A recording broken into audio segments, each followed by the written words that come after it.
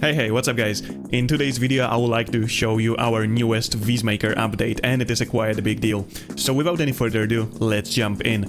And first of all, we got our image, and once we enlarged it previously we could do changes with just using prompts, and now it changes. So we go to draw tool, and now we can use rectangular or any type of marking area, and we can do changes just like this. So let's try it like that, and we'll just mark the whole sofa. And I would like to change it to, let's say, some sort of beige fabric. So now I have to just write a prompt, and it will be simply change material to beige fabric. And as you can see right over here, it only changes this particular marked area. And we can do simultaneously multiple of those generations. And now I can, let's say, add cat sitting on a carpet. Or we could also, let's say, change the whole ceiling to be wooden. Or we can just simply change this part of a ceiling. And we can just mark it right over in here. And I can do this like that. So I will change texture on a ceiling to wood. And as you can see right over here, it did a quite good job. And there are some imperfections, and now there is an other part in this video. So we also introduced masking, and now we can also manipulate how do we want it to look like. And once we press Alt and right mouse button, we can actually edit it. So now once there is something imperfection that we don't like, we can just remove it just like this.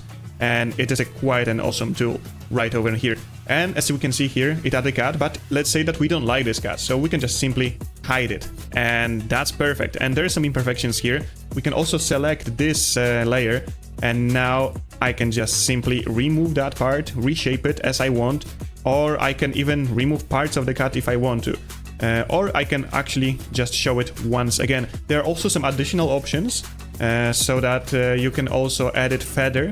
And you can also edit margin of how does it look like, and you can manipulate it as much as you want until it looks exactly as we prefer. And it also managed to change the ceiling pretty much well. But that's not all. We can also mark a selected area. So let's say that I would like to mark this very wall right over in here, and I can actually now pick a RAL color. So I can just simply type change wall color to, and now I have to press right click and then choose RAL color, and I can change it, let's say, to orange. So it is RAL 2002, and I can simply press make. And it did exactly what I wanted in the selected area that I wanted to.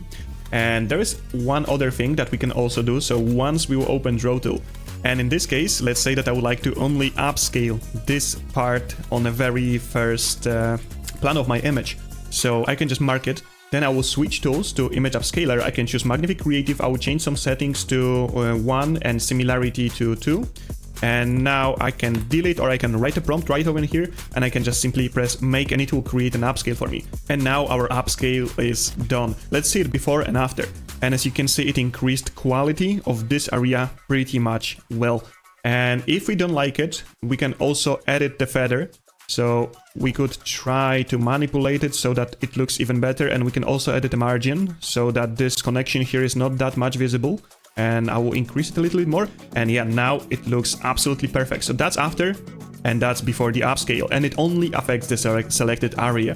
But that is not all. We can just mark this facade right over here, and I can add an image. So let's say that I would like to use this texture right here, and I can just simply type change material to the texture. And once we got all the changes that we want to, we can just press this button right over here, and it will save it to our notes.